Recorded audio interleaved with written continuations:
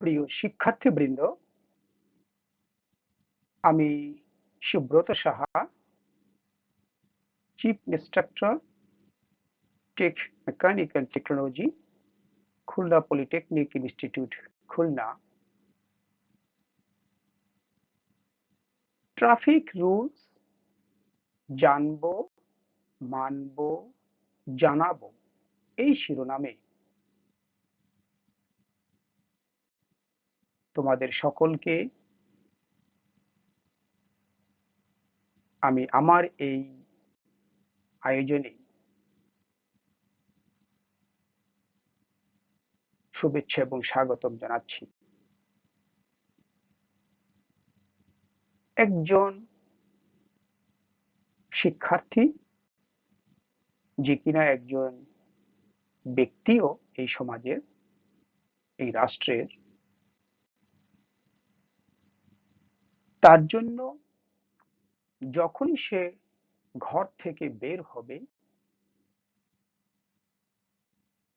রাস্তায় চলাফেরা করতে যাবে, অবশ্যই তাকে ট্রাফিক রুলস জানা থাকতে হবে। শুধু জানলেই হবে না, তাকে সেটা মানতেও হবে। আবার শুধু তাকেই জানতে হবে, মানতে হবে এমন নয়, অপরাপর পথচারী যারা আছে তাদেরকেও জানতে হবে, মানতে হবে। তাহলেই আমরা আমাদের প্রত্যাশিত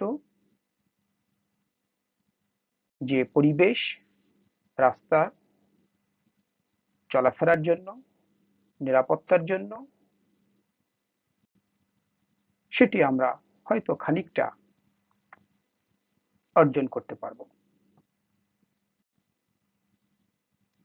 সেই আলোকে শিক্ষার্থীবৃন্দ, আমি এই আলোচনায় উদ্দেশ্যাবলীর মধ্যে রেখেছি এরকম: ট্রাফিক রুলস শিক্ষার্থীদের জানানো, ট্রাফিক রুলস শিক্ষার্থীদের মেনে চলতে উদ্বুদ্ধ করা, শিক্ষার্থীদের জানানোর মাধ্যমে ভবিষ্যতের সুনাগরিক হতে সহায়তা করা, শিক্ষার্থীদের জানানোর মাধ্যমে পরিবার ও সমাজে সচেতনতা বৃদ্ধি করতে চেষ্টা করা। প্রিয় শিক্ষার্থীবৃন্দ, এই উদ্দেশ্যগুলোকে সামনে রেখে আমি মূলত আলোচনা করব এই বিষয়গুলোর উপরে। ট্রাফিক রুলস কি, এটি জানতে চেষ্টা করব এবং এর বিস্তারিত বিষয়গুলো একটু অবহিত থেকে মনে রেখে মান্য করার চেষ্টা করব, অপরকে জানানোর চেষ্টা করব এবং অপরকে একটু সচেতনভাবে প্রভাবিত করার চেষ্টা করব যে তোমরাও এটি জানো এবং মেনে চলো। ট্রাফিক রুলস কেন এবং ট্রাফিক রুলস কাদের জন্য, এই তিনটি বিষয়, তার মধ্যে যেটি যেটি বিস্তারিত প্রয়োজন পড়বে সেটি, এবং অপরাপর কিছু বিষয় পথচারী হিসাবে, যান চালনাকারী হিসাবে প্রত্যেককেই জানা থাকা উচিত। সচেতন নাগরিক হিসাবে তো অবশ্যই কম বেশি তার অবহিত থাকা উচিত।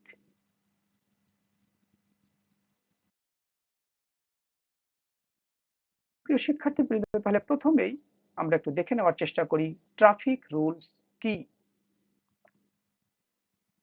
খুব সোজা এবং খুব সহজ সরল সড়ক, মহাসড়কে চলাচল করতে এবং একই সাথে কোনো ধরনের যান অর্থাৎ যানবাহন চালনা করতে প্রযুক্ত যে সকল নিয়ম অথবা বিধি, সেগুলোকে সমষ্টিগতভাবে বলা হয় ট্রাফিক রুলস।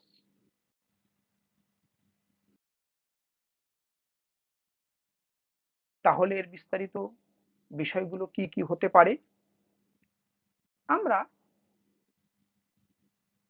একটু দেখে নেওয়ার চেষ্টা করব ট্রাফিক রুলস মুখ্যত একেবারে প্রধানতম ভাবে কি কি হতে পারে। ট্রাফিক রুলস মূলত ৩ প্রকার, যেগুলোকে মৌলিক রুলস বলা যেতে পারে। প্রথম মৌলিক ট্রাফিক রুলস হচ্ছে দুর্ঘটনা এড়াতে প্রত্যেক রাস্তা ব্যবহারকারীকে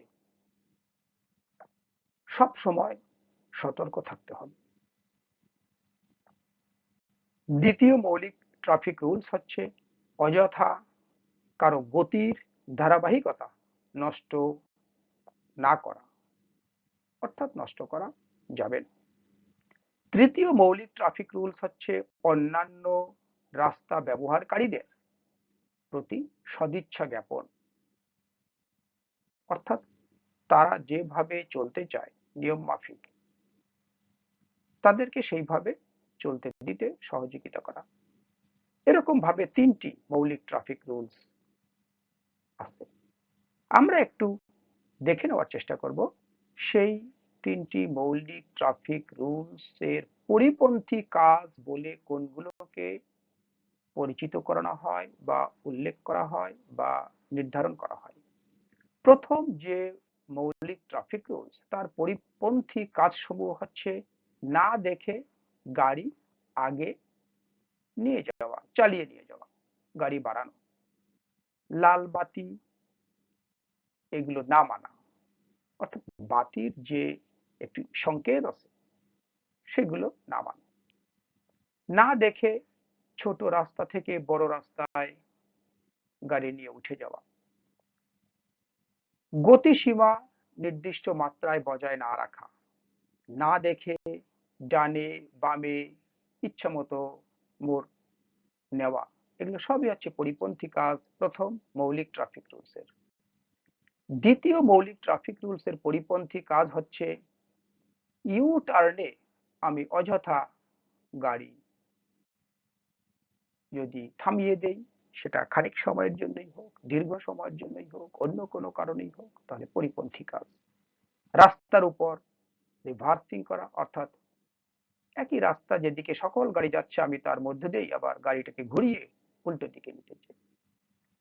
খুব কম গতিতে গাড়ি চালানো, নির্দিষ্ট ধরনের রাস্তায় সড়কে নির্দিষ্ট গতির মাত্রায় গাড়ি চালানো উচিত, সেটি না করা, অর্থাৎ খুব ধীর গতিতে চালানো উচিত। যে ধরনের বাহন যত গতিতে চালানো উচিত তার থেকে কমে চালালে অন্য যানবাহনের জন্য এটি সমস্যা তৈরি করে। যেখানে সেখানে গাড়ি পার্কিং বা স্টপিং দীর্ঘ সময়ের জন্য রেখে দিব অথবা অল্প সময়ের জন্য ইচ্ছা মতন গাড়ি রেখে দিলাম। আঁকা বাঁকা গাড়ি চালানো এটা আরেকটি মৌলিক ট্রাফিক রুলসের পরিপন্থী কাজ। কখনো কখনো আমরা কিন্তু চলাচলের পথে দেখি এভাবে গাড়ি চলে, বিশেষ করে মোটর সাইকেল তো এভাবে আজকাল অনেক যুবকরা চালাচ্ছে, এটি দ্বিতীয় মৌলিক ট্রাফিক রুলসের পরিপন্থী কাজ। তৃতীয় মৌলিক ট্রাফিক রুলসের পরিপন্থী কাজসমূহ হচ্ছে বিকল্প হর্ন ব্যবহার। যে ধরনের হর্ন গাড়ির জন্য ভেপু আর কি সেটি নির্ধারিত থাকে বাংলাদেশ রোড ট্রান্সপোর্ট অথরিটির মাধ্যমে, যে মাত্রায় তার শব্দ হবে তার কোনো কিছুই না, অন্য রকমের একটা কিছু নিজের পছন্দ মতো নিজের সুবিধা মতো। রিক্সা ঠেলা গাড়িকে বিরক্ত করা, তারাও বাহন, আমি আমার গাড়ি চালানোর কারণে তারা বিব্রত বোধ করছে, কোথায় কোন ভাবে কোন পাশে যাবে ইত্যাদি ইত্যাদি। রাস্তা মেরামতের সময় অতিরিক্ত গতি দেওয়া, যেখানে রাস্তা মেরামত করা হয়, যে রাস্তা মেরামত করা হয় আমরা নিশ্চয়ই দেখি যে তার শুরুতে এবং শেষে সেই মেরামতকারী কর্তৃপক্ষ একটি স্ট্যান্ড বাই নোটিশ রেখে দেয়, রাস্তা মেরামত চলছে, রাস্তা মেরামত হচ্ছে, আপনারা অমুক পাশ দিয়ে যান, ধীরে চালান, দেখে যান, বিকল্প পথ ব্যবহার করেন। এগুলো হয়তো কোনো কিছুই না মেনে অথবা ইচ্ছামতো আমি অতিরিক্ত গতি দিয়ে সেই রাস্তা দিয়ে যাওয়ার চেষ্টা করছি বা চালিয়ে যাওয়া হয়, এটা মৌলিক পরিপন্থী কাজ ট্রাফিক রুলসের। কালো ধোঁয়াপূর্ণ গাড়ি ব্যবহার, এটিও তৃতীয় মৌলিক ট্রাফিক রুলসের পরিপন্থী কাজ।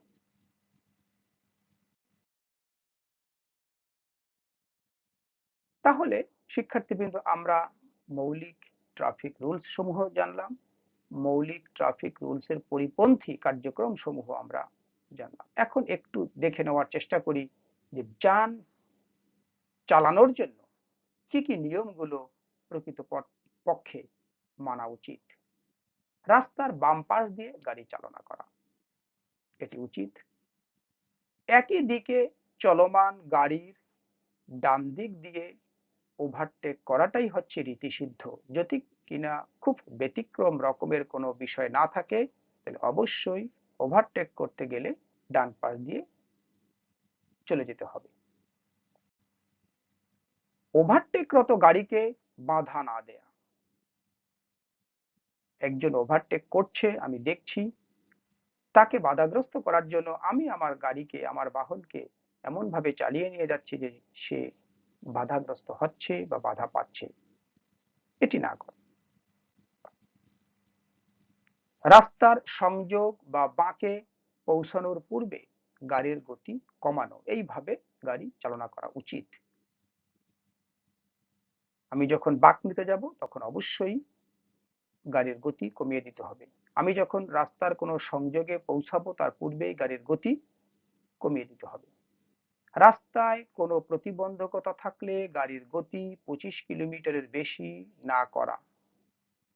অবশ্যই একজন চালক বুঝবে কত গতিতে চললে সকল দিক থেকে নিয়ম কানুন স্বাচ্ছন্দ্য পাওয়া যায়, সেই হিসেবে 25 কিলোমিটার বলা হচ্ছে। নিশ্চয়ই যান ভেদে এটিও কখনো কখনো এর থেকে কম হওয়া উচিত। তবে গড় পড়তা 25 কিলোমিটারের বেশি, যদি খুব প্রতিবন্ধকতা থাকে রাস্তায়, যে কোনো ধরনের প্রতিবন্ধকতা থাকতে পারে, 25 কিলোমিটার বেশি গতি দেওয়া উচিত না প্রতি ঘন্টায়। বামে মোড় নিতে বাম ঘেঁষে যেতে হবে, যাওয়া উচিত, এবং বাম দিকের সংকেত দিয়ে বামে মোড় নিতে হবে।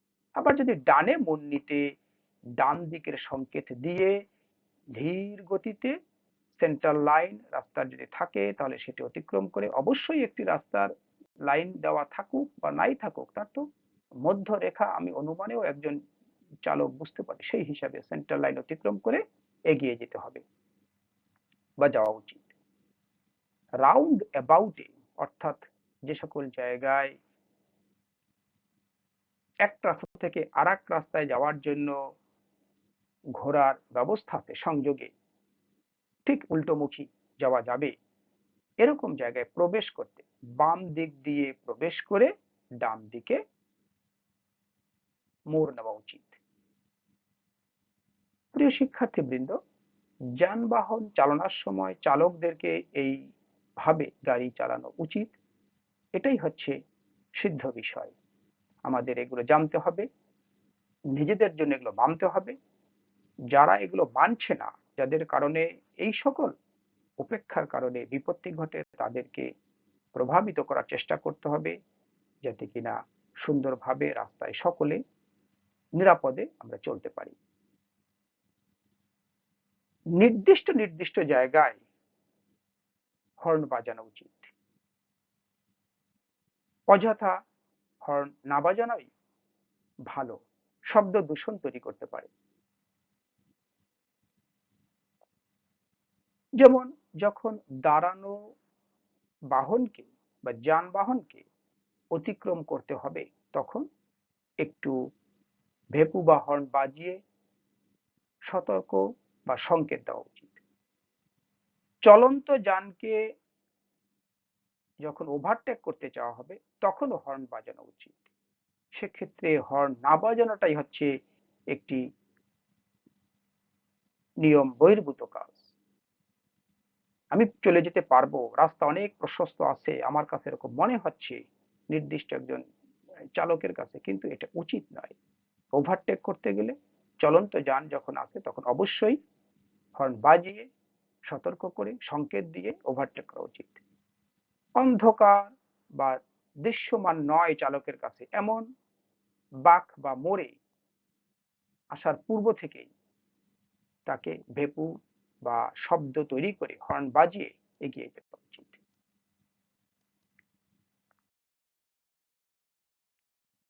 শিক্ষার্থীবৃন্দ, আমরা এখন একটু দেখে নিতে চাই এই যে পার্কিং এবং স্টপিং, স্টপিং বা পার্কিং এই দুটো পরিভাষার অর্থ কি, বলতে কি বোঝানো হয়।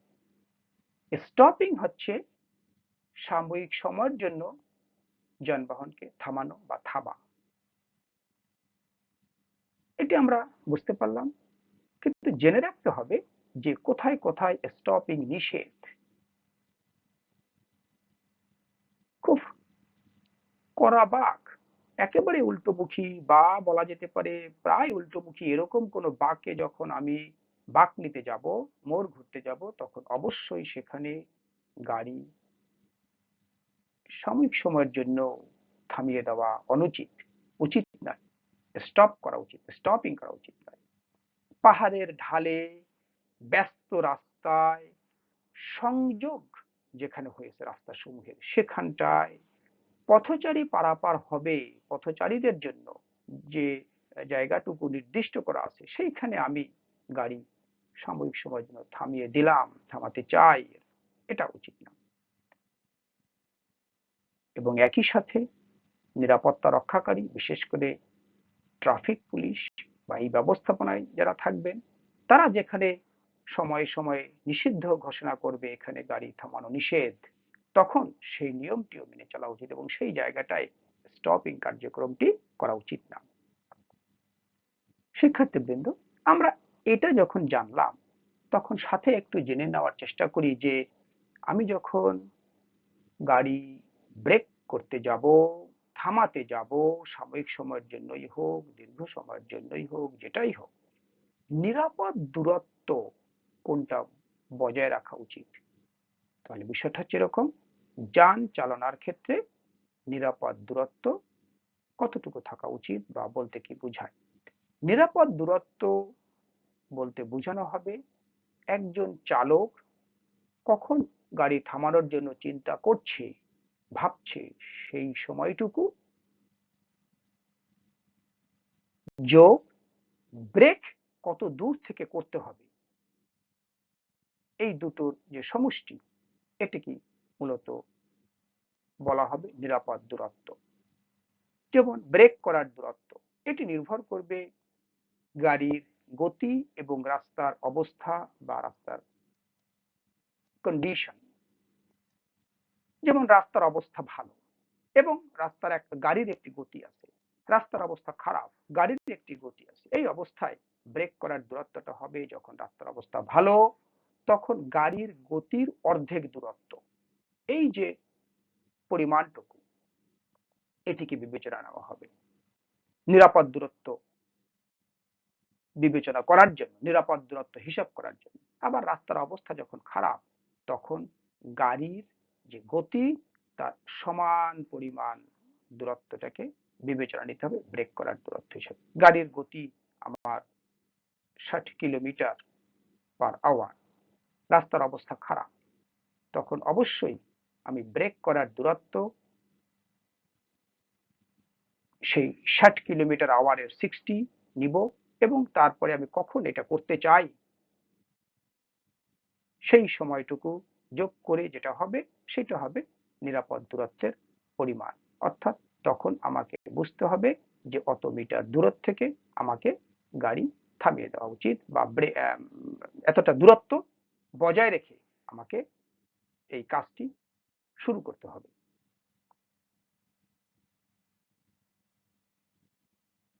পার্কিং বলতে কি বোঝায়? পার্কিং বলতে বোঝানো হয় যানবাহন চালানোর ক্ষেত্রে, যানবাহনের ক্ষেত্রে যে অনির্দিষ্ট সময়ের জন্য যদি গাড়িকে বা যানবাহনকে থামিয়ে রাখতে চাওয়া হয় বা থামিয়ে রাখা হয় তখন সেটাকে বলা হয় পার্কিং। নিশ্চয়ই আমরা এই শব্দটি বা ব্যবস্থার সঙ্গে পরিচিত, কিন্তু অপর অপর যে বিষয়গুলোর সঙ্গে সম্পর্কিত সেগুলো একটু জেনে নেওয়ার চেষ্টা করি। পার্কিং নিষেধ কোন কোন জায়গায়? লেভেল ক্রসিং এ পার্কিং নিষেধ, সরু রাস্তা পার্কিং নিষেধ, পাহাড়ের ঢাল, সংযোগ রাস্তা এ সকল জায়গায় গাড়ি অনির্দিষ্ট সময়ের জন্য থামানো নিষেধ বা রাখা নিষেধ। শুধু এখানে না, অধিকন্তু সামনে বাড়ি আছে, অফিস আছে, স্কুল আছে, হাসপাতাল আছে, বাস স্টপেজ আছে ইত্যাদি আমি জানি, তারপরেও আমি গাড়ি অনির্দিষ্ট সময়ের জন্য থামিয়ে রেখে দিচ্ছি, পার্ক করছি, এটি অনুচিত। এই পার্কিং এর ক্ষেত্রে অবশ্য একটু বিবেচনায় নেওয়া উচিত বা বিবেচনায় রাখতে হবে চালকদেরকে, যে রাস্তার বাম পাশ ঘেঁষে গাড়ি পার্কিং করা উচিত, অন্য যান চলাচলে যাতে ব্যাঘাত না ঘটে সেদিকে সচেতন বা সতর্ক থাকা উচিত, এবং পার্কিং রোড সাইন যুক্ত স্থানে পার্কিং করাটাই সমীচীন, যদি কিনা সেটি চিহ্নিত থাকে।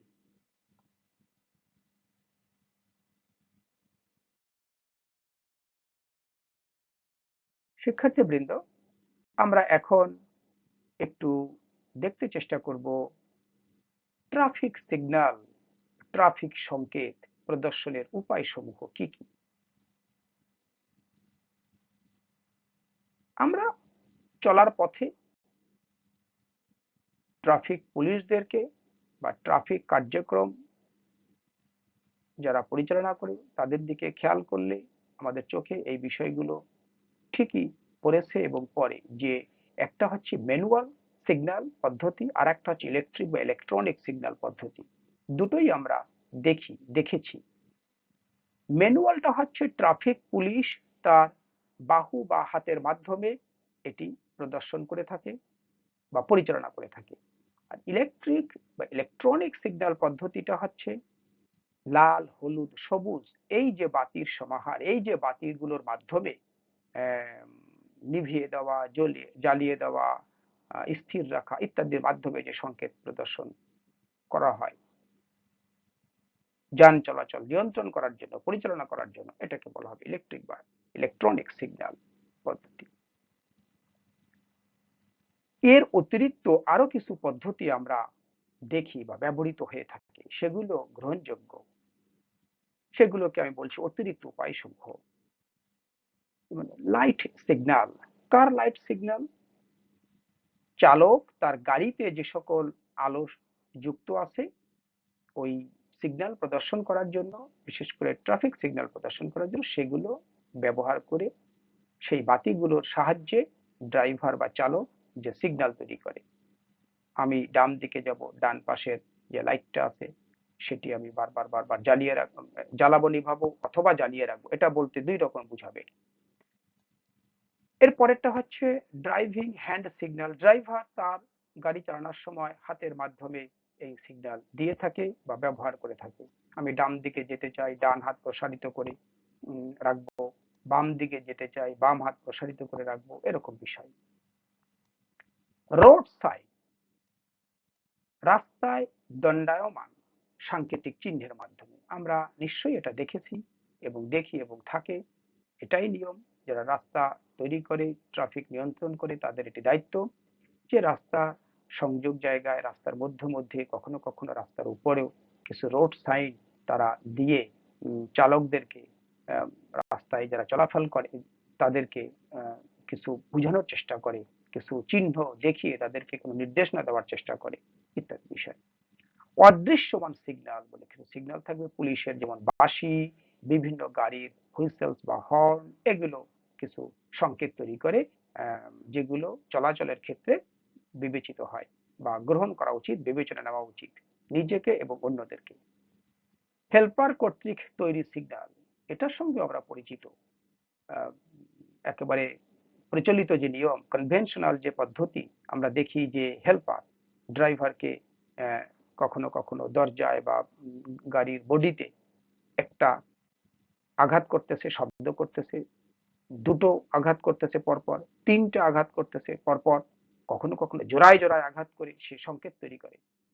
এগুলো সবই হচ্ছে মূল যে ট্রাফিক সিগন্যাল বা সংকেত তার অতিরিক্ত হিসাবে ব্যবহৃত হয়, ব্যবহৃত হচ্ছে এবং গৃহীত।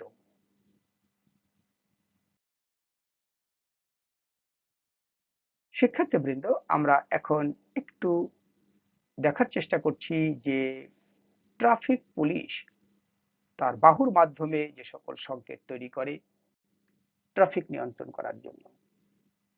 আমরা যদি আহ, বাম পাশের প্রথম চিত্রে দেখি যে একজন ট্রাফিক পুলিশ বলতে চাচ্ছে যে এরকম একটি চিহ্নের মাধ্যমে যে তুমি সামনের দিকে অগ্রসর, গাড়ি সমূহকে সে থামতে বলতেছে। আবার যখন এরকম চিহ্নটাকে দেখব তখন উনি এই বাম পাশের প্রসারিত হাত দিয়ে বোঝাতে চাচ্ছে যে পিছনের দিকে অগ্রসরমান যে সকল গাড়ি আছো সেগুলো তোমরা থেমে যাও। ঠিক ডান হাত যেদিকে ফিরে আছে সেদিকে ডান হাত এরকম করে ভাঙা অবস্থায় এবং বাম হাত প্রসারিত অবস্থায় যদি থাকে তখন সে মূলত বলতে চাচ্ছে যে সামনের দিকে এবং পিছন দিকের অগ্রসরমান গাড়িগুলো সব থেমে যাও, থামতে নির্দেশ দিচ্ছি। ঠিক এরকম অবস্থায় যখন ট্রাফিক পুলিশ তার বাহুর মাধ্যমে কোনো সংকেত দেওয়ার চেষ্টা করে তার অর্থ হচ্ছে সামনের ও পিছনের দিক থেকে আগত গাড়িগুলো ট্রাফিক পুলিশের সামনের দিক দিয়ে ডানে মোড় নিতে পারো বা মোড় নাও, এরকম কথাটি সে বুঝাতে চায়। এরকম চিহ্নের মাধ্যমে সে বুঝাতে চায় শুধুমাত্র সামনের গাড়িগুলোর জন্য সে সংকেত দিচ্ছে যে তোমরা এগিয়ে আসো। এইভাবে যখন ট্রাফিক পুলিশ হাত দিয়ে চিহ্ন তৈরি করবে তখন উনি বলতে চায় পাশ থেকে, বিশেষ করে যখন ডান পাশ থেকে আগত গাড়িগুলোর জন্য সে সংকেত দিচ্ছে যে তোমরা এগিয়ে আসো।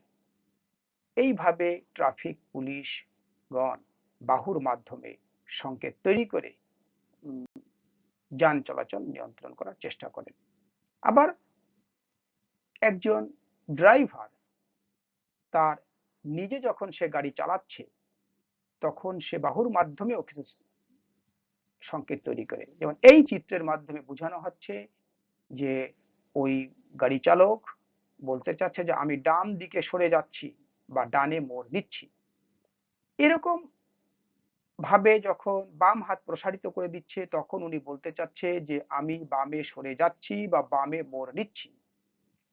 এইভাবে যখন হাত প্রসারিত করে উপরে নিচে উঠানো হচ্ছে তখন ওই চালক বোঝাতে চায় যে আমি গতি কমাতে যাচ্ছি বা গাড়ি থামাতে যাচ্ছি।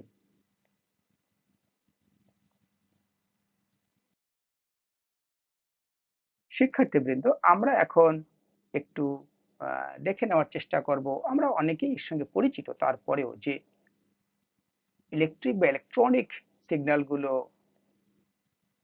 লাল, সবুজ, হলুদ বাতিগুলো যে থাকে সেগুলোর মাধ্যমে কি বোঝানো হয়, নির্দেশ দেওয়া হয়, তথ্য দেওয়া হয়।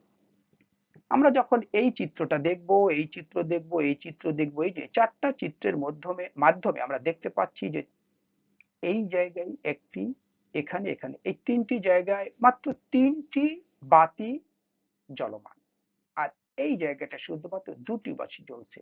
আমরা প্রথমে একটি করে তিনটির মধ্যে যখন একটা একটা করে জ্বলবে তার অর্থটা একটু বুঝে নেওয়ার চেষ্টা করি। যখন শুধুমাত্র লাল বাতি জ্বলবে তখন বলতে চাওয়া হচ্ছে যে সম্পূর্ণভাবে থেমে যাও। যখন শুধুমাত্র সবুজ বাতি জ্বলছে তখন বলা হচ্ছে তুমি এগিয়ে যেতে পারো। যখন শুধুমাত্র হলুদ বাতি জ্বলছে তখন যারা গাড়ি চলমান গাড়ির জন্য বলা হচ্ছে তুমি গাড়ি থামানোর প্রস্তুতি নাও। দাঁড়িয়ে থাকা গাড়িদের জন্য বলা হচ্ছে তুমি গাড়ি চালানোর প্রস্তুতি নাও।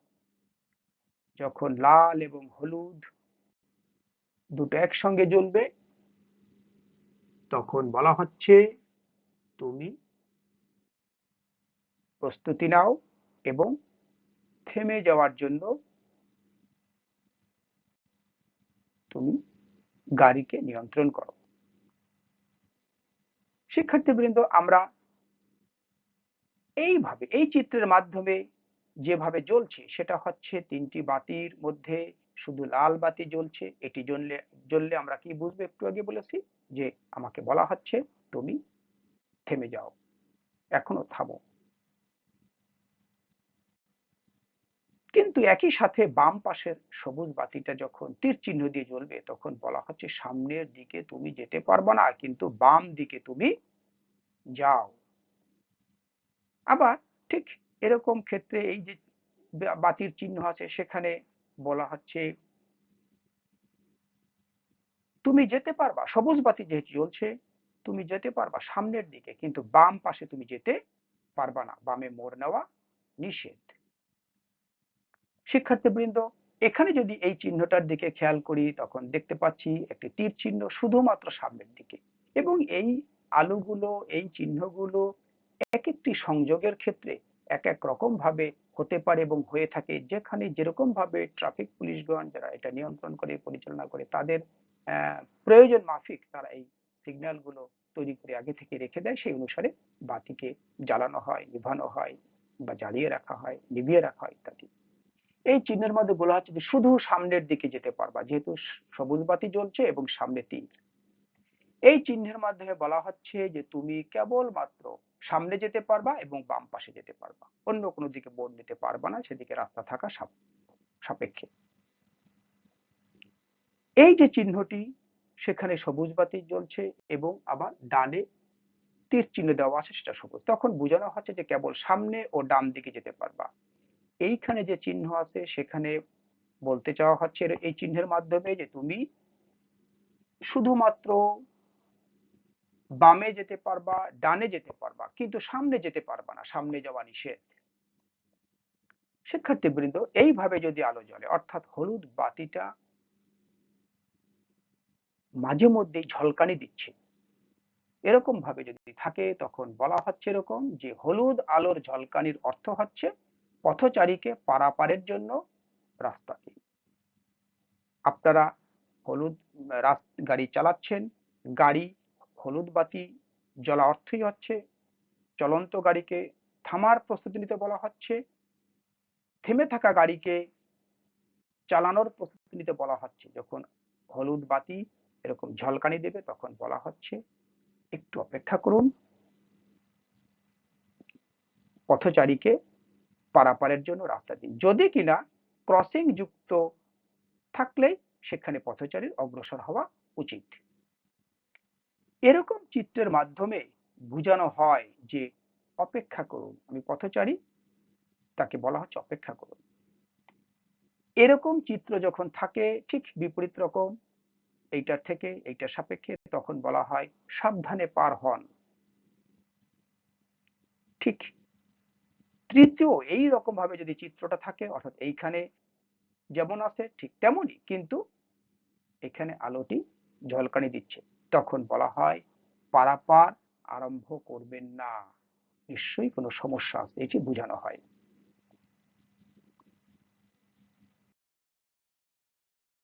শিক্ষার্থীবৃন্দ, আমরা এখন একটু জেনে নেওয়ার চেষ্টা করব ট্রাফিক সাইন, যেটাকে কখনো কখনো বলা হয় রোড সাইন, কি ও কেন।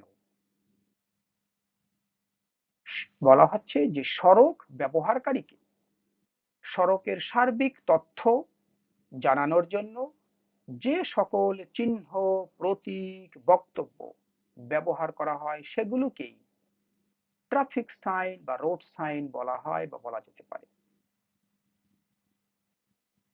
উদ্দেশ্য থাকে এরকম যে সড়কের শৃঙ্খলা এবং সার্বিক নিরাপত্তা নিশ্চিত করা। তাহলে কত রকমের ট্রাফিক সাইন হতে পারে, থাকতে পারে বা আছে? সেখানে বলা হচ্ছে যে ট্রাফিক সাইন মূলত তিন প্রকার।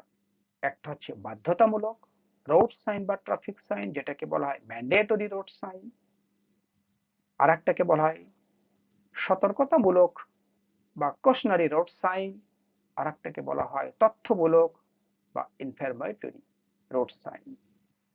ইনফরমেটরি রোড সাইন গুলো সাধারণত পথচারীকে, চালককে এবং আপামর জনসাধারণের জন্যই উন্মুক্ত থাকে যে তোমরা এগুলো দেখে বুঝে নাও এখন কি হচ্ছে, সামনে কি হচ্ছে, পাশে কি হতে যাচ্ছে বা হবে ইত্যাদি বিষয়গুলো।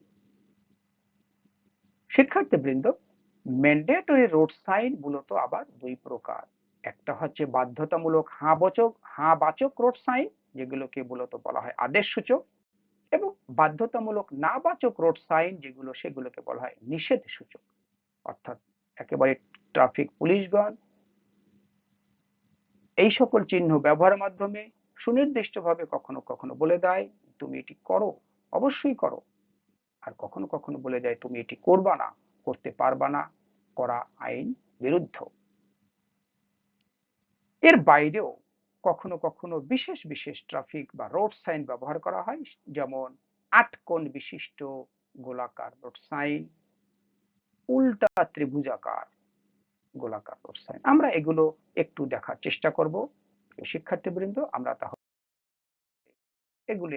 এগুলোর সঙ্গে একটু পরিচিত হয়ে নিই। যেহেতু বাধ্যতামূলক বা ম্যান্ডেটরি রোড সাইন গুলো দুই প্রকার, হ্যাঁ বাচক এবং না বাচক, আমরা একটু দেখার চেষ্টা করি। এরকম চিহ্নের মাধ্যমে আমরা যখন এই চিহ্নগুলো পর্যালোচনা করব, পর্যবেক্ষণ করব, বোঝার চেষ্টা করব, মনে রাখার চেষ্টা করব, তখন চিহ্নের আকৃতি, রং, সকল কিছুই কিন্তু আমরা ভালো করে খেয়াল করব এবং মনে রাখার চেষ্টা করব। তাহলে বুঝতে পারবো এই চিহ্নগুলো একই ধরনের চিহ্ন হতে পারে, ভিন্ন অর্থ, কিন্তু তার রং এবং তার আকৃতির উপর নির্ভর করবে এটা কোন অর্থ প্রকাশ করছে বা কি নির্দেশ দিচ্ছে বা কি আদেশ দিচ্ছে। এরকম চিহ্নের মাধ্যমে বোঝানো হয় কেবল সামনের দিকে চলুন, হ্যাঁ বাচক। এরকম চিহ্নের মাধ্যমে বামে যান।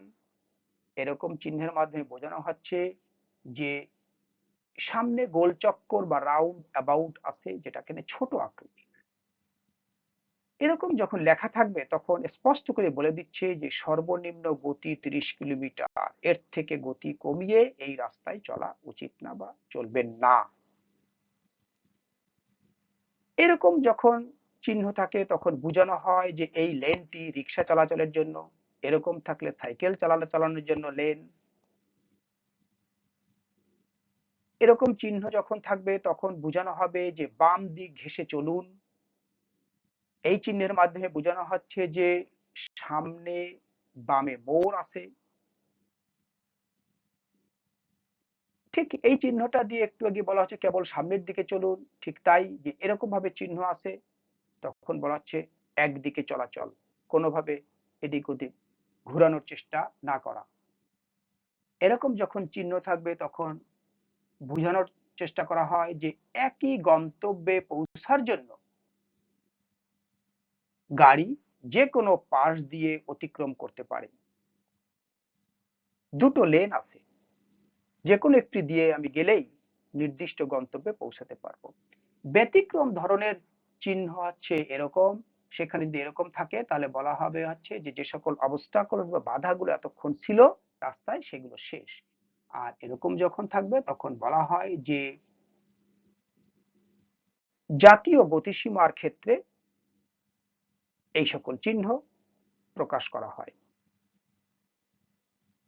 আবার একটু আগে যেমন বলছিলাম যে গোলাকার কিন্তু ৮ বাহু বিশিষ্ট এরকম চিহ্ন, আবার ত্রিভুজাকার কিন্তু উল্টা ব্যতিক্রম ধরনের চিহ্ন এইগুলো। এখানে না বোধক বা না বাচক চিহ্নের মধ্যে এই চিহ্নটা দিয়ে প্রকাশ করা হচ্ছে যে থামুন এবং অপরকে রাস্তা দিন। এই চিহ্নের মাধ্যমে বোঝানো হচ্ছে না থেমে আপনি অতিক্রম করবেন না, গাড়ি সামনে এগিয়ে নিয়ে যাবেন না। এই চিহ্নের মাধ্যমে বোঝানো হচ্ছে গাড়ি প্রবেশ নিষেধ। কোন এক জায়গায় যখন এরকম চিহ্ন থাকবে কখনো কখনো দেখা যায় তখন রাস্তায় যারা চলাচল করে তাদেরকে বলা যে গাড়ি প্রবেশ করতে পারবেন না। ঠিক এরকম চিহ্নের স্পষ্ট করে বলা হচ্ছে পরিপূর্ণভাবে আপনি থেমে যান। এই চিহ্নের মাধ্যমে বোঝাতে চাওয়া হয় যে বাম দিকে মোড় নেওয়া নিষেধ, এই চিহ্নের মাধ্যমে ঠিক বিপরীতভাবে ডান দিকে মোড় নেওয়া নিষেধ। এটার জন্য বলা হচ্ছে যে আপনি পার্কিং করবেন না, এখানে পার্কিং নিষেধ। আবার এই চিহ্নের মাধ্যমে বোঝানো হয় যে এখানে থামা নিষেধ। শিক্ষার্থীবৃন্দ, আমরা যারা কখনো কখনো আমাদের নিজস্ব ভেহিকেল বা যান চালনা করি, যে সকল সমাজের ব্যক্তিগণ গাড়ি চালানোর কাজে চালক হিসেবে যুক্ত আছে, পেশায় নিযুক্ত আছে, তাদের জন্য এগুলো জানা অপরিহার্য। তাহলেই সার্বিকভাবে রাস্তার শৃঙ্খলা, রাস্তার নিরাপত্তা নিশ্চিত করা যাবে, একই সাথে দুর্ঘটনাকে অনেকাংশে কমিয়ে আনা সম্ভব হবে। বাধ্যতামূলক না বাচক চিহ্নের মধ্যে এগুলো আছে, যেমন এই চিহ্নের মধ্যে বলা হয় যে ইউ টার্ন নিষেধ। এখানে এরকম চিহ্ন থাকলে বলা হচ্ছে বাস প্রবেশ নিষেধ, এটা বোঝানো হয়। এরকম চিহ্নের মাধ্যমে বোঝানো হয় ঠেলা গাড়ি চলাচল নিষেধ। এই চিহ্নের মাধ্যমে বোঝানো হচ্ছে যে পশু চালিত গাড়ি চলাচল নিষেধ। এখানে বোঝানো হচ্ছে রিক্সা চলাচল নিষেধ, সাইকেল চলাচল নিষেধ। এই চিহ্নের মাধ্যমে বোঝানো হচ্ছে যে ট্রাক্টর বা ধীর গতি সম্পন্ন গাড়ি চলাচল নিষেধ। এই চিহ্নের মাধ্যমে বোঝানো হচ্ছে বা বোঝানো হয়ে থাকে বিস্ফোরক বহনকারী গাড়ি চলাচল নিষেধ। এই জাতীয় যে চিহ্ন এরকম যে কোনো একটি থাকলেই সেখানে বোঝানো হয় যে নির্দেশিত ওজন সীমার অধিক ওজন ট্রাক প্রবেশ নিষেধ। অর্থাৎ এইরকম পরপর দুটো চিহ্ন থাকবে, তখন বোঝানো হয় যে এখানে এই যে চিহ্নে যেরকম আছে, ট্রাক্টরের চিহ্ন আছে, ট্রাকের চিহ্ন আছে এবং 20 টন বলা আছে, তখন বলা হচ্ছে যে এই সীমার অধিক ওজনের ট্রাক প্রবেশ নিষেধ। হর্ন বাজানো নিষেধ থাকলে এই চিহ্নটি দেওয়া হয়। সর্বোচ্চ গতিসীমা 40, সেটার জন্য এই চিহ্ন ব্যবহার করা হয়। গাড়ির উচ্চতা অনেক সময় আমরা দেখি যে ট্রাক বা লরির উপরে দ্রব্য সামগ্রী মজুত করার পরে অনেক উঁচু হয়ে যায় তার পিছনের অংশটা, সেখানে বলা হচ্ছে, অথবা কোনো গাড়ি নিজেই বডিটা এরকম উচ্চতা সম্পন্ন, যেমন আমাদের দ্বিতল গাড়ি বিশিষ্ট দেখতে পাই, সেগুলোর ক্ষেত্রে সব জায়গার জন্য এই মধ্যে বলা হচ্ছে গাড়ির উচ্চতা সীমা 4.5 মিটার এর মধ্যে থাকলেই এটি ঠিক আছে, অথবা এটি যাবেন না বা যাওয়া যাবে না। এটি দিয়ে বোঝানো হয় এই চিহ্নের মাধ্যমে যে গাড়ির প্রস্থ সীমা কত, লেখা আছে 2.3 মিটার, মানে এর কম বা এরকম হলে যাওয়া যাবে। এখানে এই চিহ্নের মাধ্যমে বোঝানো হচ্ছে গাড়ির দৈর্ঘ্য সীমা, এত দৈর্ঘ্য বা এর কম হলেই সেটি ঠিক আছে, তাহলে যাওয়া যাবে না, এরকম একটি বিষয়। ওভারটেকিং নিষেধ, এটি আমরা প্রায়শই দেখে থাকি জাতীয় সড়ক মহাসড়কে, এরকম চিহ্নের মাধ্যমে বোঝানো হয় যে ওভারটেক এখানে আপনারা করবেন না বা করা যাবে না। ওয়েক্সেলের সর্বোচ্চ ওজন সীমা, অর্থাৎ এই যে ওয়েট নির্ধারণকারী, ওয়েট নির্ণয়কারী যে সকল যন্ত্র আছে, সেখানে বলা হয় এরকম চিহ্ন থাকলে বলা হয় যে সর্বাধিক ওজন সীমা হচ্ছে 4 টন। মোটর গাড়ি চলাচল নিষেধ, এরকম চিহ্ন থাকলে সেটা বোঝানো হবে। পথচারী পারাপার নিষেধ থাকলে এরকম চিহ্ন থাকবে। কখনো কখনো এরকম চিহ্ন দেখা যায় যখন কোনো মানুষজন কোথাও ঢুকতে নিষেধ করা হয়, তখন বা রাস্তার অন্য কোনো নিরাপত্তার জন্য বা রাস্তাকে ব্যবহার করার জন্য কোনো বিষয় থাকলে কখনো কখনো এরকম চিহ্নযুক্ত স্ট্যান্ড রেখে দেওয়া হয়, যে তাতে বোঝানো হয় যে পথচারী এখানে প্রবেশ নিষেধ। এটি অত্যন্ত ব্যতিক্রম একটি চিহ্ন, যেখানে বলা হচ্ছে প্রধান রাস্তায় বা গোল চক্রে চলাচলকারী গাড়িকে রাস্তা দিন। শিক্ষার্থীবৃন্দ, আমরা সতর্কীকরণ সড়ক চিহ্ন অর্থাৎ কশনারি যে সকল চিহ্ন আছে সাবধানতা অবলম্বন করার জন্য, সেগুলো একটু দেখতে চেষ্টা করি। এরকম চিহ্নের মাধ্যমে বলা হচ্ছে গোল চক্কর, ডান দিকে বাঁক নেওয়ার জন্য বলা হচ্ছে বা ডান দিকে বাঁক আছে, ঠিক তেমনি এটাও বলা হচ্ছে যে সামনে গোল চক্কর আছে। এই চিহ্নের মাধ্যমে বোঝানো হয় যে চুলের কাটার মতো সামনে বাঁক, এরকম চিহ্ন থাকলে বোঝানো হয় যে ডবল বাঁক বাম দিকে আছে। অসমতল রাস্তা বোঝানোর জন্য এরকম চিহ্ন থাকে। সামনে পিচ্ছিল রাস্তা, সেটা বোঝানোর জন্য এরকম চিহ্ন থাকে। সামনে যে রাস্তা সেটি খুব উঁচু হয়ে আবার ঢাল হয়ে গেছে, এরকম বোঝানোর জন্য কুঁজ বিশিষ্ট রাস্তা বোঝাতে এরকম চিহ্ন থাকে। সামনে বিমানবন্দর, সেটা বোঝানোর জন্য এরকম চিহ্ন থাকে। সামনে চেকপোস্ট আছে, সেটা বোঝানোর জন্য এরকম চিহ্ন থাকে। রাস্তার কাজ চলছে, এরকম আমরা মাঝে মধ্যে দেখি, তখন এরকম একটি স্ট্যান্ড বাই চিহ্ন ঝুলিয়ে রাখা হয়, অর্থাৎ সতর্ক করা হয় যে সামনে রাস্তার কাজ চলছে, আপনারা সেটা বুঝে শুনে বিবেচনায় নিয়ে চলাচল করুন। সরু ব্রিজ সামনে, এটা বোঝানোর জন্য এরকম চিহ্ন ব্যবহার করা হয়। অলিখিত অনির্ধারিত কোনো বিপদ হতে পারে বা আছে, এটা বোঝানোর জন্য এরকম চিহ্ন ব্যবহার করা হয়। সামনে ট্রাফিক সংকেত আছে, আপনারা সেটা দেখবেন এবং মেনে চলবেন, এটা বোঝানোর জন্য এরকম চিহ্ন দিয়ে আগে থেকে সতর্ক করা হয় চালকদেরকে। রাস্তার দুপাশেই সংকীর্ণ সামনে, সেটা বোঝানোর জন্য এরকম চিহ্ন দেওয়া হয়। শুধু ডান পাশ সংকীর্ণ, সেটা বোঝানোর জন্য এরকম চিহ্ন। ডবল ক্যারেজওয়ে, অর্থাৎ আমরা যে দুই পাশ দিয়ে চলতে পারবো সেই বিষয়টি শেষ, সামনেই শেষ হয়ে যাবে, এটা বোঝানোর জন্য এই চিহ্নটি প্রকাশ করা হয়। আমরা দেখেছি যে একই গন্তব্যে পৌঁছানোর জন্য দুই পাশের রাস্তা নেওয়া যায়, এরকম চিহ্ন আগে একটি ছিল, ঠিক তার সঙ্গে সম্পর্কযুক্ত এটি। হয়তো গাড়ি বা রাস্তা আছে যে কোনো পাহাড়ের ঢাল দিয়ে যাওয়ার প্রয়োজন আছে, কিন্তু কখনো কখনো সে পাহাড় থেকে পাহাড় পড়তে পারে, সেটা বোঝানোর জন্য এরকম সংকেত ব্যবহার করা হয়।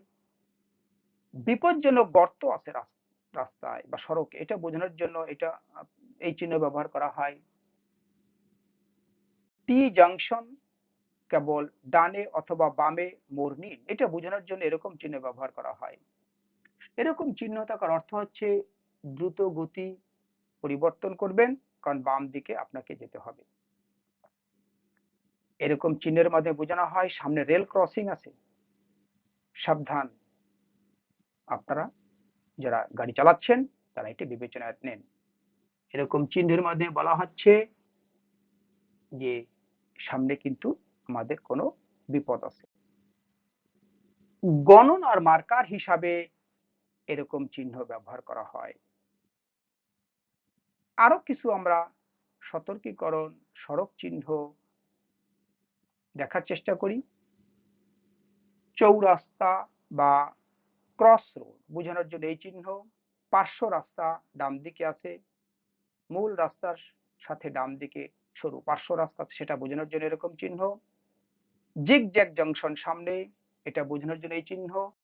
সামনে বরাবর দুই দিকে চলাচল, অর্থাৎ সামনের দিকে যাওয়া যাবে কিন্তু ওই একই রাস্তায় উল্টো দিক থেকেও গাড়ি চলবে, সেটি বোঝানোর জন্য এইটি প্রকাশ করা হয় বা এরকম চিহ্ন প্রদর্শন করা হয় সতর্ক করার জন্য চালকদেরকে। আড়াআড়ি ভাবে দুই দিকে চলার ব্যবস্থা আছে, আপনি সাবধান হন, আপনারা সাবধান হন, জেনে নিন, এটার জন্য এই চিহ্ন ব্যবহার করা হয়। পথচারী পারাপার সামনে দিয়ে করবে, এটা বোঝানোর জন্য এই চিহ্ন ব্যবহার করা হয়। সামনে নদীর তীর আছে, এটা বোঝানোর জন্য এই চিহ্ন। বিপজ্জনক রাস্তা বা সড়ক, এটা বোঝানোর জন্য এই চিহ্ন। ফেরি পারাপার সামনেই, সেটা জানিয়ে দেওয়ার জন্য এই চিহ্ন। অন্ধ লোক পারাপার হওয়ার জায়গা আছে সামনেই, সেটার জন্য চালকদেরকে এই চিহ্ন দেখানো হয়, রাস্তায় থাকে, তারা দেখে সেটা সতর্ক হয়, বুঝে নেওয়ার চেষ্টা করে। অরক্ষিত রেল ক্রসিং, সামনে রেল ক্রসিং আছে কিন্তু সেটি দেখভাল করার জন্য, সেখানে গাড়ি থামানোর জন্য কোনো ব্যবস্থা নাই, আপনি নিজে নিজে সতর্ক হয়ে এটি পার হবেন, এটা বোঝানোর জন্য এরকম চিহ্ন ব্যবহার করা হয়। রক্ষিত রেল ক্রসিং, অর্থাৎ সেখানে ট্রেন আসলে রাস্তাকে বন্ধ করে দেওয়া হবে, এরকম ব্যবস্থা পরিচালনা করার জন্য আহ, আগে থেকেই আহ, ব্যবস্থা নির্দিষ্ট করা আছে, অর্থাৎ জনবল নিয়োগ করা আছে, তখন এরকম চিহ্ন প্রদর্শন করা হয়। টি জংশন সামনে, এটা বোঝানোর জন্য এই চিহ্ন। ওয়াই জংশন সামনে, সামনে একটি জংশন যেখান থেকে দুই দিকে রাস্তা চলে গেছে ওয়াইয়ের মতো, এটা বোঝানোর জন্য এই চিহ্ন।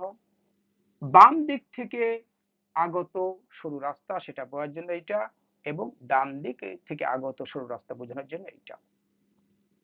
শিশু বা স্কুল আছে সামনে, এটা বোঝানোর জন্য এই রাস্তা।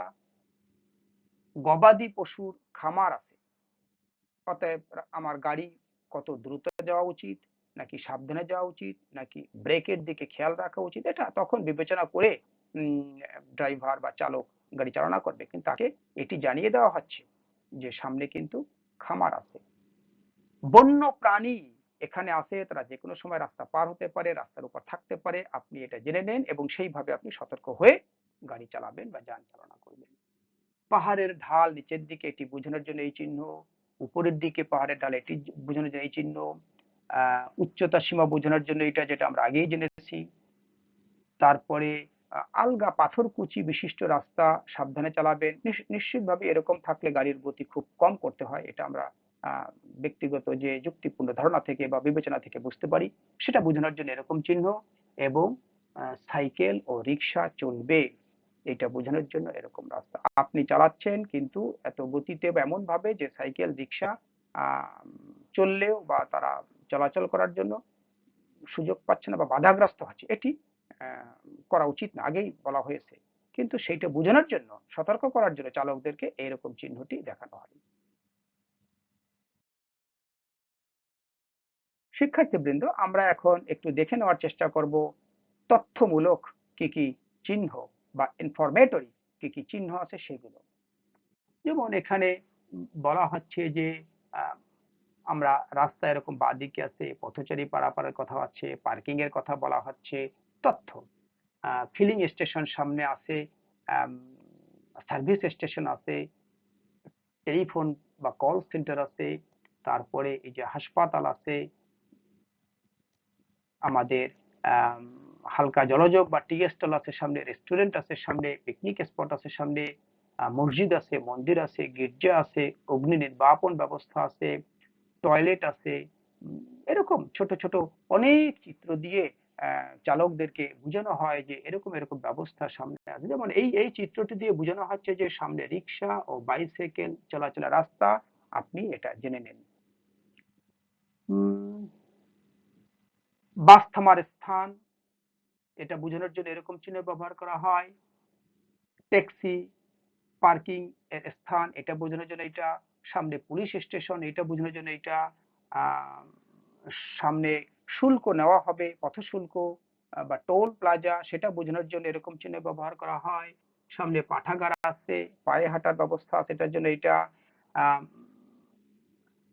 সামনে গাজীপুর বলে যে একটি জায়গা, কথার কথা এরকম চিহ্নের ভিতরে লেখা আছে গাজীপুর, অর্থাৎ এটা দিয়ে বোঝানো হচ্ছে এরকম চিহ্ন দিয়ে যে গাজীপুর যে আমরা যাব সেই রাস্তাটি এখান থেকে শুরু হচ্ছে। আবার এরকম চিহ্ন দিয়ে সেটা বোঝানো হয় যে গাজীপুর বলে যে জায়গাটা এতক্ষণ ধরে রাস্তায় চলতেছিলাম সেটা এখানে শেষ হয়ে গেল। শিক্ষার্থীবৃন্দ, আমরা প্রথম দিকেই বললাম এই রোড সাইন গুলোকে আলোচনা করার পূর্বে যে শুধু চিহ্নগুলোকে দেখলেই হবে না, একই রকমের চিহ্ন কিন্তু তার যে রং, তার কোন আকার বা আকৃতির মধ্যে, জ্যামিতিক যে আকার আকৃতির মধ্যে আছে, তাদের আউটলাইন কোন রঙের, সবকিছুর উপরে ব্যাকগ্রাউন্ডের কি রং, সবকিছুর উপরে কিন্তু অনেক অর্থ প্রকাশিত হয় বা প্রকাশ করা হয় বা বিবেচনায় নেওয়া হয় বা বোঝানো হয়। সেই আঙ্গিকে ট্রাফিক চিহ্নের ক্ষেত্রে বলা হচ্ছে বৃত্ত চিহ্ন সাধারণত ব্যবহার করা হয় বাধ্যতামূলক নির্দেশ দেওয়ার জন্য। ত্রিভুজ চিহ্ন সাধারণত ব্যবহার করা হয় সতর্ক করার জন্য। আয়তক্ষেত্র চিহ্ন সাধারণত ব্যবহার করা হয় তথ্য প্রদান করার জন্য। যদি কিনা এরকম নীল বৃত্ত চিহ্ন থাকে তাহলে হ্যাঁ বাচক নির্দেশ দেয়, লাল বৃত্ত চিহ্ন যখন থাকে তখন না বাচক নির্দেশ দেওয়ার কাজে ব্যবহার করা হয়। নীল আয়তক্ষেত্র চিহ্ন দিয়ে সাধারণ তথ্যমূলক বিষয়গুলোকে প্রকাশ করা হয়। আর এরকম ভিতরে জমিন সবুজ, সাধারণ যানবাহনের রাস্তার দিক চিহ্নের জন্য সবুজ আয়তক্ষেত্র চিহ্ন ব্যবহৃত হয়। আমরা চিহ্নগুলোকে বোঝার জন্য এত কিছু শুনলাম এবং বোঝার চেষ্টা করলাম, সম্ভব মতো মনে রাখবো, জানবো, মানবো, অপরকে জানানোর চেষ্টা করব।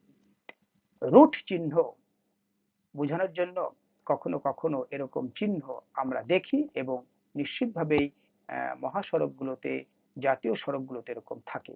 এরকম চিহ্ন দিয়ে বাস্তবিক অর্থে বোঝানো হয় যে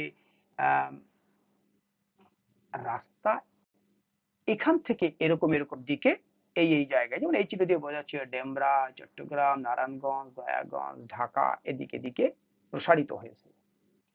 এইটা এরকম চিহ্ন দিয়ে বোঝানো হয় যে রাস্তা এদিকে গেছে, এদিকে গেছে এবং অমুক অমুক জায়গায় এটা গিয়েছে।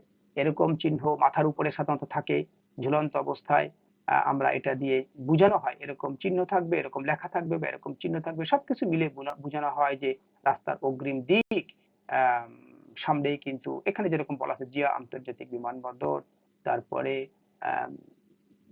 ভোলা, সিলেট ইত্যাদি বোঝানোর জন্য কিন্তু এই চিহ্ন ব্যবহার করা হচ্ছে। মাথার উপরে থাকে, অগ্রিম ভাবে আমি দেখতে পারবো এবং সেটা অনুসারে আমি আমার গন্তব্যের রুটটাকে বেছে নিব। এটা তো অবশ্যই জাতীয় সড়কে থাকে, বলা হচ্ছে যে এদিকে গাজীপুর, এটা হচ্ছে শাখা রাস্তা, গাজীপুরের ভিতরে যদি শাখা রাস্তা থাকে কথার কথা, সেই হিসাবে এরকম সাদা জমিনের ভিতরে এরকম লেখা থাকে স্থানের নাম ভুয়াপুর এই চিহ্ন অনুসারে। এটা দিয়ে বোঝানো হচ্ছে যে অস্থায়ী বিকল্প রাস্তা এদিকে যাওয়ার জন্য, অর্থাৎ এখানে যেভাবে লেখা আছে ঢাকা জমিন হলুদ, তাতে বোঝানো হয় যে বিকল্প রাস্তা ঢাকা যাওয়ার জন্য। নির্দিষ্ট গন্তব্যের নির্দিষ্ট স্থানের দূরত্ব বর্তমান জায়গা থেকে কতটুকু, এটা জানানোর জন্য চালকদেরকে এরকম করে কখনো চিহ্ন প্রদর্শন করা হয়, আবার এরকম চিহ্ন দিয়ে বোঝানো হয় যে সামনেই কিন্তু এরকম এরকম স্থানসমূহ বা জায়গাগুলো বা গন্তব্যগুলো আছে। প্রিয় শিক্ষার্থীবৃন্দ, আমরা এতক্ষণ ধরে জানলাম ট্রাফিক রুলস কি, তার বিস্তারিত। আমরা এখন একটু জানার চেষ্টা করব, বোঝার চেষ্টা করব যে ট্রাফিক রুলস কেন। সড়ক অথবা মহাসড়কে চলাচল করতে এবং একই সাথে যে কোনো ধরনের যান চালনা করতে এই রুলস গুলো জানতে হবে। জানার মর্মার্থটা কি? সম্পৃক্ত যারা চলবে চালাবে তাদের সকলকে, সম্পৃক্ত সকলকে নির্ধারিত শৃঙ্খলার মধ্যে রাখতে ট্রাফিক রুলস তৈরি করা হয়েছে, প্রয়োগ করা হয়, এবং সকলের সার্বিক নিরাপত্তা নিশ্চিত করতে ট্রাফিক রুলস তৈরি করা হয়েছে, প্রয়োগ করা হয়। শিক্ষার্থীবৃন্দ, আমরা এখন এই যে আলোচনা হলো এর মাধ্যমে আমরা নিশ্চিতভাবে বুঝতে পারবো তাহলে ট্রাফিক রুলস কাদের জন্য। সড়ক বা মহাসড়কে স্বাভাবিকভাবে যারা চলাচল করবে বা বিশেষ বিশেষ ক্ষেত্রে যারা চলাচল করেন বা করবেন, এবং যারা যে কোনো ধরনের যান চালনা করবেন তাদের জন্য এই ট্রাফিক রুলসের সৃষ্টি এবং প্রয়োগ, তাদের মঙ্গলার্থে, সার্বিক মঙ্গল। ট্রাফিক জ্যাম হয়ে গেলে সময় বিনষ্ট হয়, ট্রাফিক আইন না মানার কারণে দুর্ঘটনা ঘটলে সেটাও একটি বিপত্তির বিষয়। এই জন্য সম্পৃক্ত সকল অংশীজনদের জন্যই ট্রাফিক রুলস। শিক্ষার্থীবৃন্দ, আমরা এতক্ষণ ধরে যা দেখলাম, শুনলাম, বোঝার চেষ্টা করলাম ট্রাফিক রুলস কি, কেন, কাদের জন্য এবং ট্রাফিক রুলসের বিস্তারিত। আমরা এখন একটু এই সকল কিছুর সঙ্গে সম্পৃক্ত কিন্তু একটু বাড়তি বিষয় জানার চেষ্টা করব। তাহলে আমাদের এই যে ধারণা, এই সম্পর্কিত ধারণাগুলো আমি ব্যক্তিগতভাবে মনে করি পরিপূর্ণ হওয়ার সুযোগ তৈরি হবে বা পরিপূর্ণ হবে। যেমন আমরা যদি এই স্লাইডে দেখার চেষ্টা করি রোড মার্কিং, এটা বলতে কি বোঝায় এবং এটি কতখানি প্রযোজ্য বা কতখানি গুরুত্বপূর্ণ সেটা আমরা একটু জানার চেষ্টা করি। রোড মার্কিংটা সাধারণত থাকে রাস্তার আড়াআড়ি, রাস্তা চলে যাচ্ছে তার আড়াআড়ি বা প্রশস্ত যে অবস্থা তার বরাবর থাকে কখনো, এবং অধিকাংশ সময় রাস্তা বরাবর থাকে।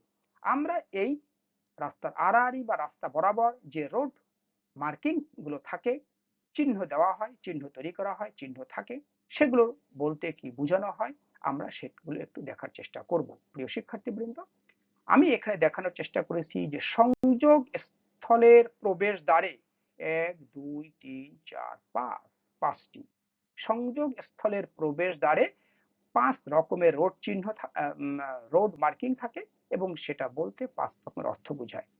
রাস্তার যে কোনো স্থানে 1 2 দুই ধরনের চিহ্ন থাকতে পারে এবং তা দিয়ে দুই ধরনের অর্থ প্রকাশ করানো হয়।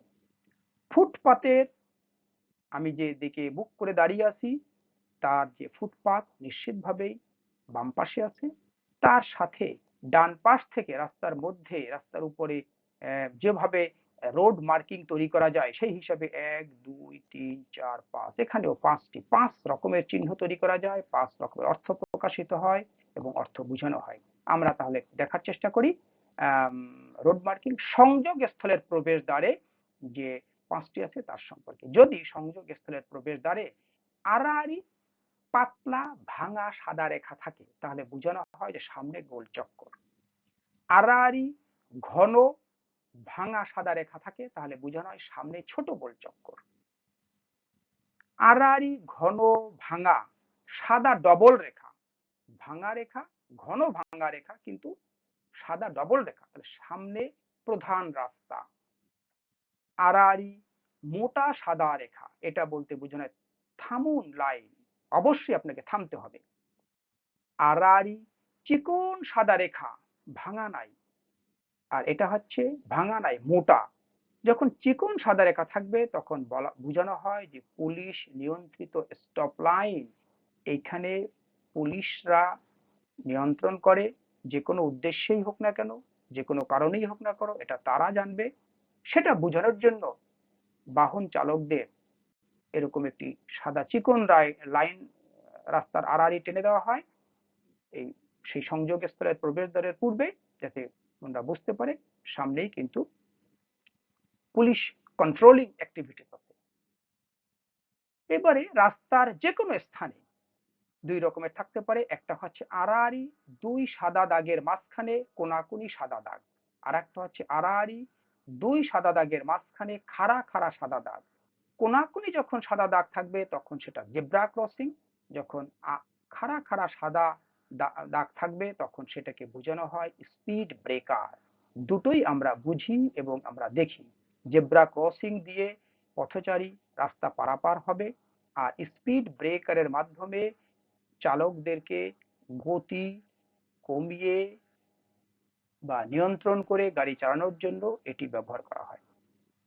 শিক্ষার্থীবৃন্দ, ফুটপাতের ডান পাশে যে রেখাগুলো রাস্তার উপরে তৈরি করা হয় রোড মার্কিং হিসাবে, সেখানে 5টি আছে, আগেই বলেছি। তার কেমন থাকে, তার অর্থ কি বোঝায়? যদি রাস্তা বরাবর সাদা লাইন থাকে তাহলে বুঝতে হবে যে রিকশার জন্য নির্ধারিত রাস্তা, অর্থাৎ ধীর গতির বাহনের জন্য। রাস্তা বরাবর সাদা লাইনের ডানে যদি ভাঙা সাদা রেখার প্রথম লেন থাকে তাহলে বুঝতে হবে মন্থর গতির বাহনের জন্য ওই লেনটি। ঠিক ওই রেখার আবারও ডান দিকে যদি ভাঙা সাদা রেখার দ্বিতীয় লেন থাকে তখন সেটা বুঝতে হবে ওই লেনটি মধ্যম গতির লেন। ওই রেখার ডান দিকে যদি ভাঙা সাদা রেখার তৃতীয় লেন থাকে তাহলে সেটি হচ্ছে দ্রুত গতির লেন। দ্রুত গতির যে বাহনগুলো তারা ওই লেন দিয়ে চলবে। তারপরেও যদি আরেকটি লেন তৈরি করা হয় ভাঙা সাদা রেখা দিয়ে চতুর্থ লেন হিসাবে, তাহলে বোঝানো হচ্ছে দ্রুত গতির গাড়িগুলো যেন একে অপরকে ওভারটেক করার জন্য যে জায়গা দরকার সেটির জন্য ওই লেনটি তৈরি করা হয় বা রাখা হয়েছে। সর্বশেষে এইখানটায় একটু তথ্য দিয়ে বলতে চাওয়া হচ্ছে যে রাস্তার মাঝখানে একাধারে যদি সাদা বা হলুদ রঙের লাইন থাকে রাস্তার ঠিক অর্থাৎ সেন্টার লাইন, সেটি যদি শুধু সাদা রেখা থাকে, কোনো মাঝখানে ভাঙা ভাঙা নাই, একদম নির্দিষ্ট ফার্ম লাইন বলে আমরা যেটাকে বলি, অথবা যদি হলুদ রঙের লাইন থাকে তাহলে বোঝানো হয় এটি হচ্ছে সেন্টার লাইন এবং এটি ক্রস করা নিষেধ।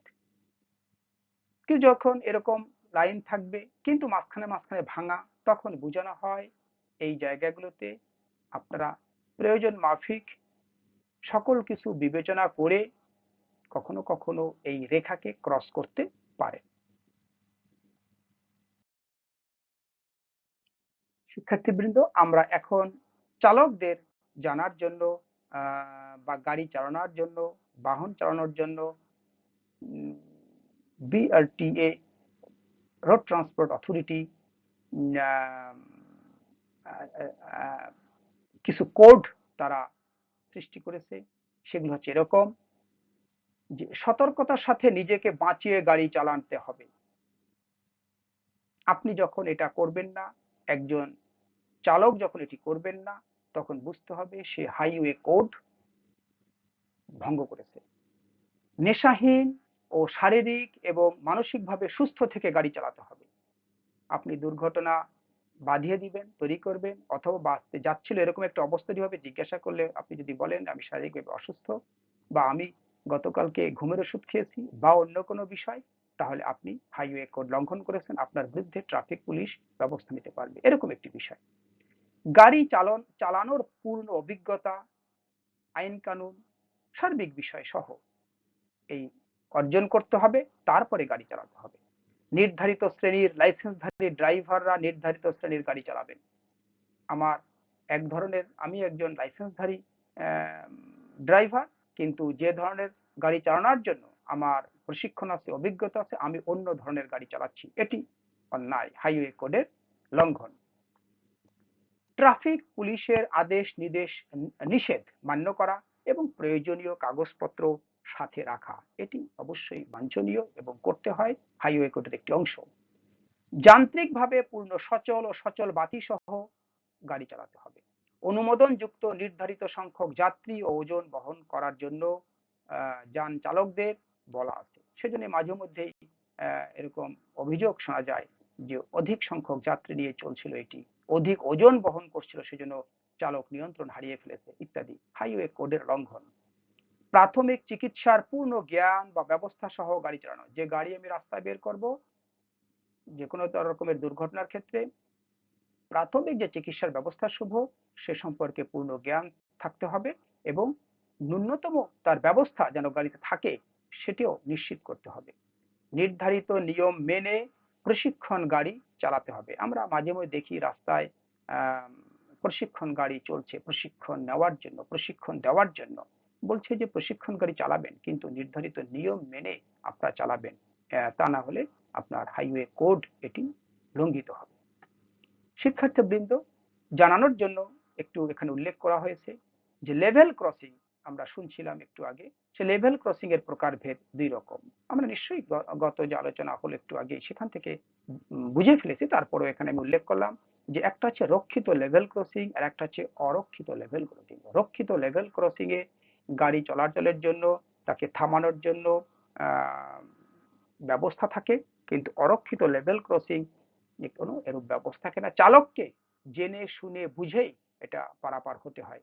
আমাদের দেশে অরক্ষিত লেভেল ক্রসিং অসংখ্য অসংখ্য অসংখ্য, এবং সেখানে প্রায় দেখা যায়, শোনা যায় যে সেই সকল জায়গায় দুর্ঘটনা ঘটছে বা ঘটে চলেছে।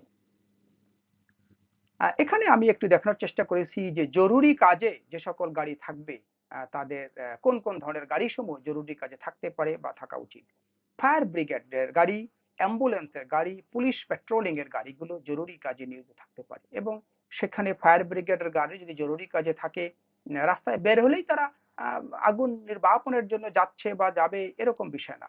যখন ওই কাজে থাকবে জরুরি কাজের জন্য, তখন তার লাল নীল বাতি জ্বালাবে এবং ফায়ার বেল, ঘন্টা নির্দিষ্ট ধরনের শব্দ হয় এরকম বেল তারা বাজিয়ে বাজিয়ে যাবে। অ্যাম্বুলেন্স যখন রোগী পরিবহনের কাজে থাকবে তখন লাল নীল বাতি জ্বালাবে এবং বিশেষ ধরনের হর্ন বা ভেপু তারা বাজাবে। পুলিশ পেট্রোলিং যখন করবে, পুলিশের গাড়ি এমনি আছে কিন্তু তারা পেট্রোলিং করতে চাচ্ছে, কোনো সন্ত্রাসীকে বা কোনো আইন শৃঙ্খলা বিঘ্নিত হচ্ছে এমন কোনো কাজ দেখভাল করার জন্য তারা যেতে চাচ্ছে বা সেরকম কোনো কাজে আছে, তখন তারা লাল বাতি জ্বালাবে এবং সতর্ক সংকেত তৈরি করবে।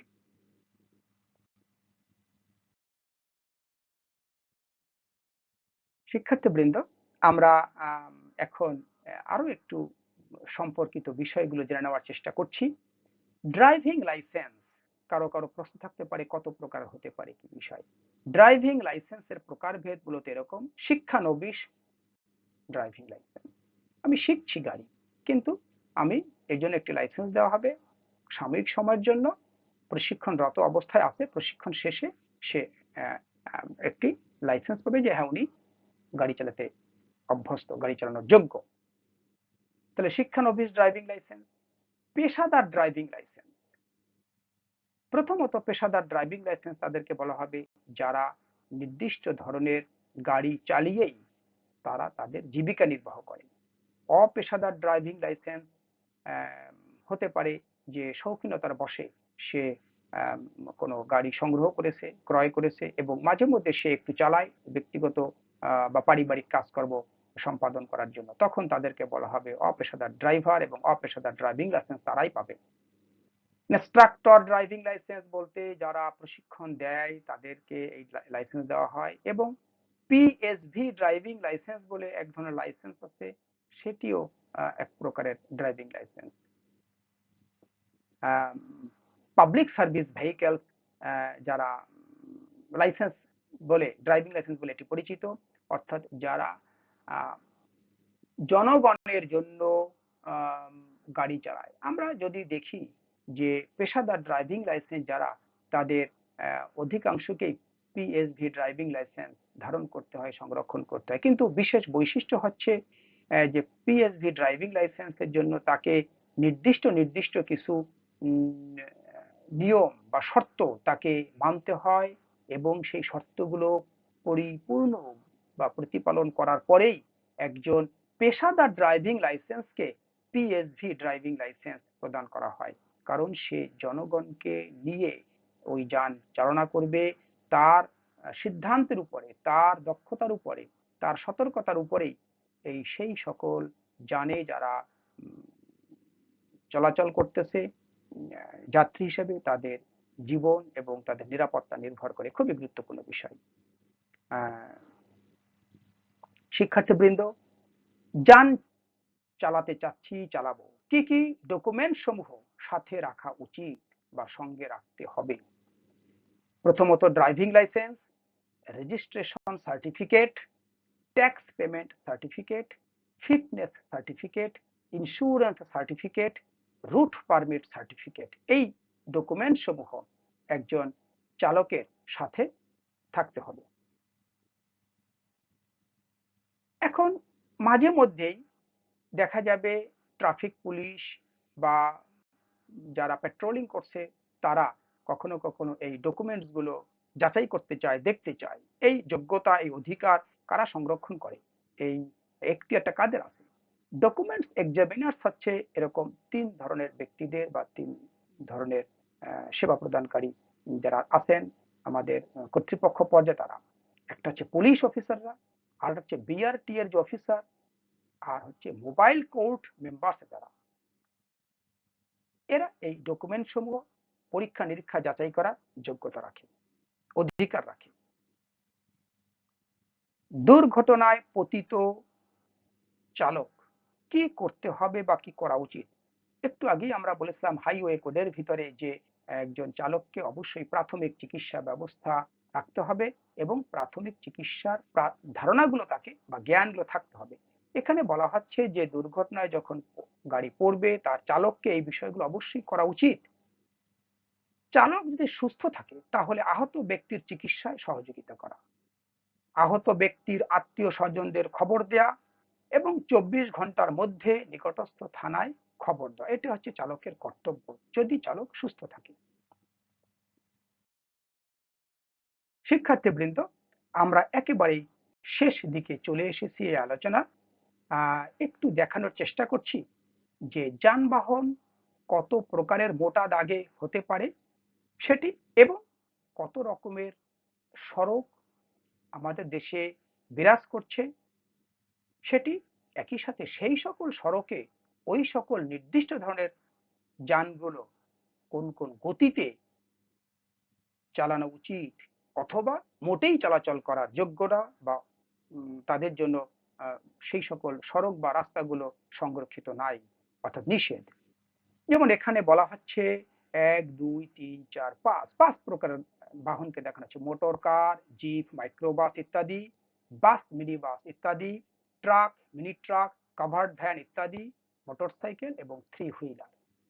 যদি এক্সপ্রেসওয়ে হয় তাহলে সেখানে এই যে ৮০ কিলোমিটার প্রতি ঘন্টায়, ৮০ কিলোমিটার প্রতি ঘন্টায়, ৫০ কিলোমিটার প্রতি ঘন্টায়, ৬০ কিলোমিটার প্রতি ঘন্টায় এবং 3 হুইলারের ক্ষেত্রে এরকম চিহ্ন মানে একেবারে নিষিদ্ধ এরকম বলা হচ্ছে। অর্থাৎ আমরা বুঝতে পারছি যে এই এক্সপ্রেসওয়ে বলে যে সড়ক খ্যাত, সেখানে মোটর কার, জিপ, মাইক্রোবাস 80 কিলোমিটার/ঘন্টায় সর্বোচ্চ গতিতে চলতে পারবে, চলা উচিত।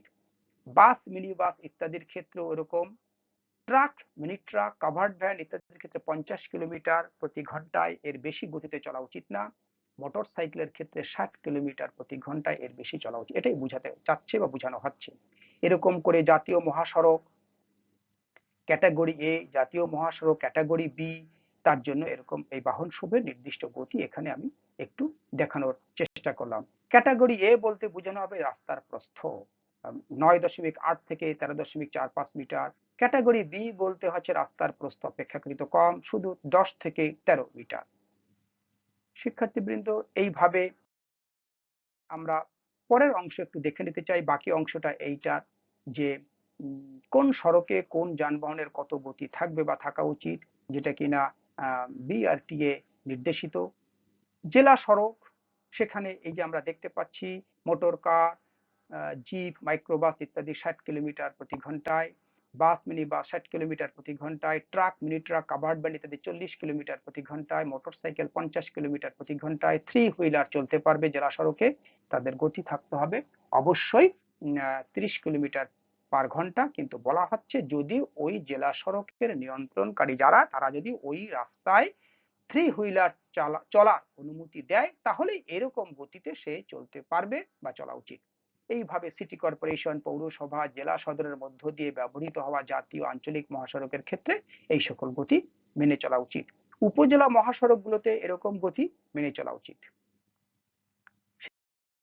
শিক্ষার্থীবৃন্দ, এই কোন সড়কে কোন যানবাহনের কত গতি থাকবে তার সর্বশেষ অংশে এখানে দেখা যাচ্ছে যে শহর এলাকায় প্রাইমারি আরবান সড়ক, গ্রামীণ সড়ক, সেখানেও এরকম নির্দিষ্ট গতি বলে দেওয়া আছে। এখানে খুব উল্লেখযোগ্য বিষয় হচ্ছে যে শহর এলাকায় যে সকল ছোট ছোট সড়ক সমূহ থাকে, সেখানে অবশ্যই বাস, মিনি বাস ইত্যাদি প্রবেশ নিষেধ।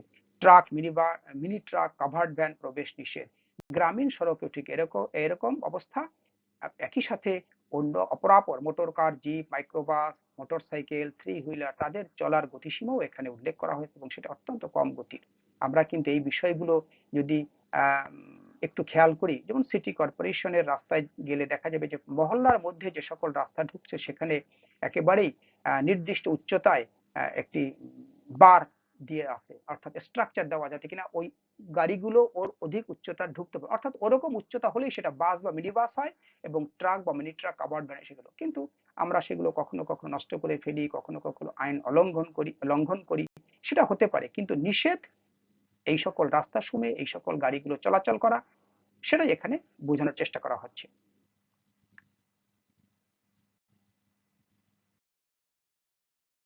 শিক্ষার্থীবৃন্দ, আমি একটু আগেই বলছিলাম একেবারে শেষ প্রান্তে চলে এসেছি আলোচনার। তোমাদের সকলকে আমি ধন্যবাদ জানাচ্ছি আমার এই আয়োজনের মাধ্যমে। আমি কৃতজ্ঞতা প্রকাশ করছি পূর্বাহ্নেই যে তোমরা এটি ভালো করে জানার চেষ্টা করবে, মনে রাখার চেষ্টা করবে, নিজেরা মান্য করার চেষ্টা করবে, মেনে চলবে। আমি তো মনে করি তাহলে অনেকখানি আমরা উপকৃত হতে পারবো।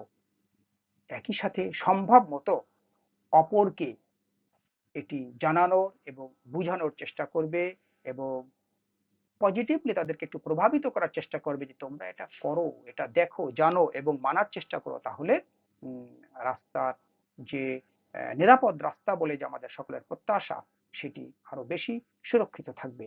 আমি ধন্যবাদ এবং কৃতজ্ঞতা প্রকাশ করছি বাংলাদেশ রোড ট্রান্সপোর্ট অথরিটির কাছে। তাদের ট্রেনিং ম্যানুয়াল থেকে আমি তথ্যগুলো সংগ্রহ করেছি। একই সাথে দৈনিক প্রথম আলো যে পত্রিকা, তার থেকেও সংগ্রহ করেছি। তাদেরকেও ধন্যবাদ এবং কৃতজ্ঞতা প্রকাশ করছি। এই বলে আমি আমার সেশন এখানে শেষ করছি। তোমাদের সকলকে ধন্যবাদ।